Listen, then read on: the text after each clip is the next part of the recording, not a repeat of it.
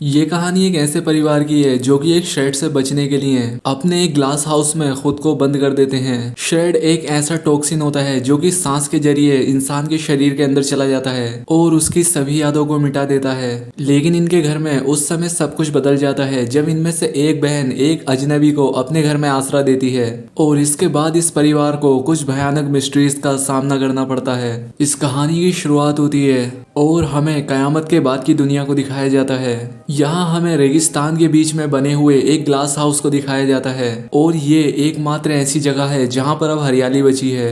इसके बाद हमें एक आदमी को इस ग्लास हाउस के पास आते हुए दिखाया जाता है जिसे जल्द ही कोई गोली मार देता है। हमें उस ग्लास हाउस के अंदर रहने वाले परिवार को दिखाया जाता है जिसमें कि 3 बहनें हैं, वी, ईवी और डेजी। वो यहाँ उस आदमी के शरीर को अंदर ले आती हैं। वो यहाँ उस आदमी के सभी ऑर्गन्स निकाल लेती हैं जिसका इस्तेमाल वो अपने गार्डन में खाद के रूप में करती हैं। इसके बाद यहाँ पर हमें उनके भाई गैबी को दिखाया जाता है जो कि यहाँ कुछ सोच रहा होता है। यहाँ हमें पता लगता है कि गैबी बाहर की जहरीली हवा से संक्रमित हो चुका है जिससे कि उसने अपनी कुछ यादें खो दी हैं। इसके बाद ये दोनों भाई बहन अपनी माँ के पास आते हैं और उन्हें उस आदमी के बारे में बताते हैं जिन्हें इन्होंने पहले मारा था। यहाँ उनकी माँ उनसे कहती है कि उनका ल्यूका नाम का एक और भाई था जो कि कई साल पहले घर छोड़कर चला गया था। यहाँ पर ये सभी घर वाले कुछ अजीब रिचुअल करते हैं जो कि उन्हें उनकी यादों को ताजा रखने में मदद करता है।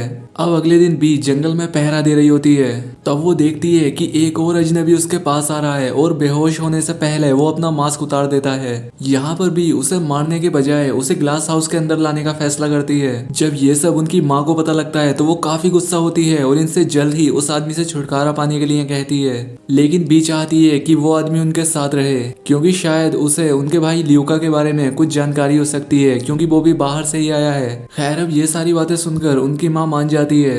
अब इसके बाद इनकी माँ इन्हें सिखाती है कि घायल आदमी के पैर को कैसे स्टिच करना है। अब रात में गैबी की माँ उसे उसके बिस्तर से बांध देती है क्योंकि उसे रात में बुरे सपने आते थे। जब सुबह होती है तब गैबी ये बात जानकर हैरान रह जाता है कि उसने अपना बिस्तर ही गीला कर दिया है। बी हर रोज उसकी चादरें साफ करते हुए काफी दुखी हो गई थी। अब इसके बाद वो उस अजनबी की पट्टियां बदलती हैं। अब इसके बाद जब ईव पानी लेने के लिए चली जाती है तब बी उस अजनबी से अपनी आंखें ही नहीं हटा पा रही थी। इसके बाद उस आदमी को होश आता है, वो बी से पानी मांगता है। अब बी उसे पानी देती है और कोई भी चालाकी ना दिखाने के लिए कहती है। जब माँ को पता लगता है कि अजनबी जाग गया है तब वो उसके पास पूछताछ करने आती है। यहाँ पर उस आदमी को अपना नाम तो याद नहीं होता लेकिन वो कहता है कि मैं शहर से आया हूँ, बाहर सब कुछ तबाह हो चुका है और ज्यादातर लोग अपनी याददाश्त खोकर पागल हो चुके हैं। अब गेबी उस अजनबी के आने से खुश नहीं होता लेकिन बी उसे यकीन दिलाती है कि वो आदमी बिल्कुल खतरनाक नहीं है। अब अगले दिन माँ डेजी से कहती है कि तुमने जो पिछले आदमी को दफनाया था उसे बाहर निकालो और उसकी बॉडी को वार्निंग के रूप में बाहर लटका दो।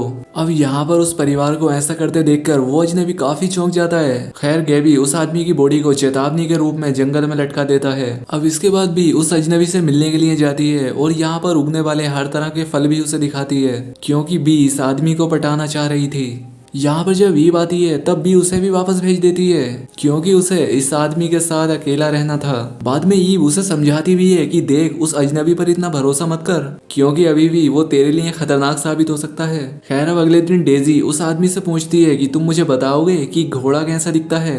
अजनबी उससे कहता है कि अगर तुम मुझे चाकू ला के दो तब मैं तुम्हें घोड़ा बना कर दूंगा और इसलिए डेजी बगीचे में जाकर अपनी बहनों से छिपकर चाकू चुरा ले आती है। यहाँ जब वो अजनबी घोड़ा बना रहा होता है तब उसे गेबी देखता है।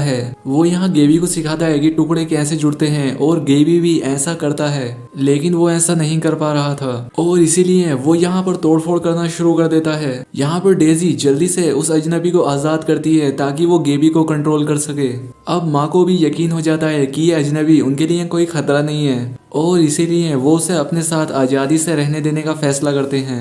अब रात होती है और वो अजनबी बी से मिलने के लिए जाता है। बी उसे ल्यूका कहकर बुलाती है लेकिन अजनबी कहता है कि नहीं, मैं ल्यूका नहीं हो सकता क्योंकि मैं तुम्हें अपनी बहन नहीं मानता और ना ही मैं ऐसा महसूस करता हूँ तुम्हारे लिए। अब अगले दिन बी उस अजनबी से एक ब्रश लाने के लिए कहती है। अजनबी यहाँ पर बी को एक मेमोरी बॉक्स पकड़े हुए देखता है। यहाँ पर ईव उससे इस बात से काफी गुस्सा होती है कि वो बी और डेजी के साथ ज्यादा समय बिता रहा है। अब इसके बाद माँ उस अजनबी से मिलने के लिए जाती है। वो कहती है कि आदमी इतने शरीफ नहीं होते, उनका कोई ना कोई मतलब होता है और तुम्हारा भी कोई उद्देश्य हो सकता है, शायद तुम बी को प्रेग्नेंट करना चाहते हो। खैर अब अगले दिन ईव उस गार्डन में जाती है और वो यहाँ पर बी और उस अनजान आदमी को इंटीमेट होते हुए देखती है।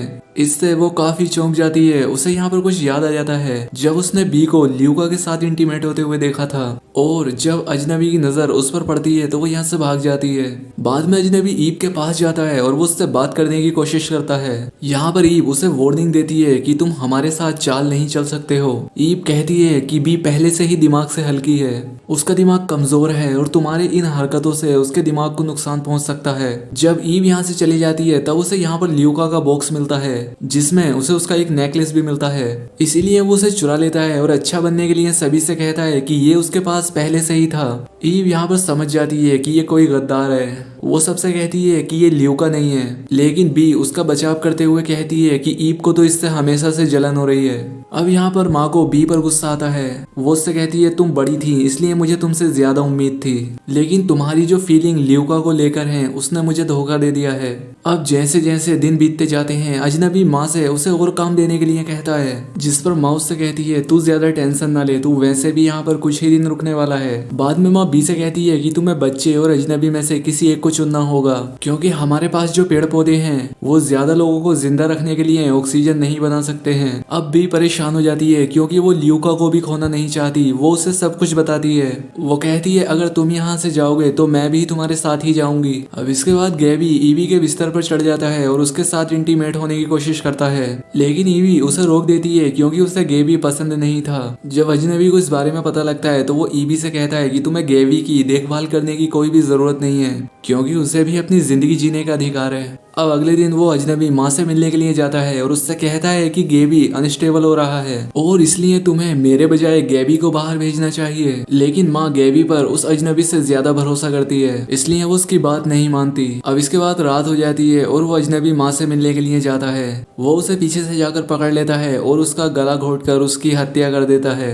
इसके बाद अजनबी माँ की बॉडी को गैबी के पास जाकर रख देता है, जिससे कि लगे कि गैबी ने उसे मारा है। गैबी इससे काफी डर जाता है और वो अजनबी पर हमला कर देता है। इसके बाद सभी बहनें भी यहाँ पर पहुंच जाती हैं और ये जानकर रोने लगती हैं कि उनकी माँ मर चुकी है। जब सभी लड़कियां अपने माँ के दुख में होती हैं तब अजनबी गैबी को बांध देता है और वो खिड़की खोल देता है क्योंकि वो चाहता है कि गैबी अपनी सभी याददाश्त भूल जाए। गैबी उससे कहता है कि तुम्हें मैं ये याद रखने बिल्कुल नहीं दे सकता कि उस बूढ़ी को मैंने मारा है। अजनबी यहाँ पर उसे ये भी बताता है कि मुझ पर श्रेड का कोई असर नहीं होता है और इसलिए मैं अपनी याददाश्त नहीं भूल सकता।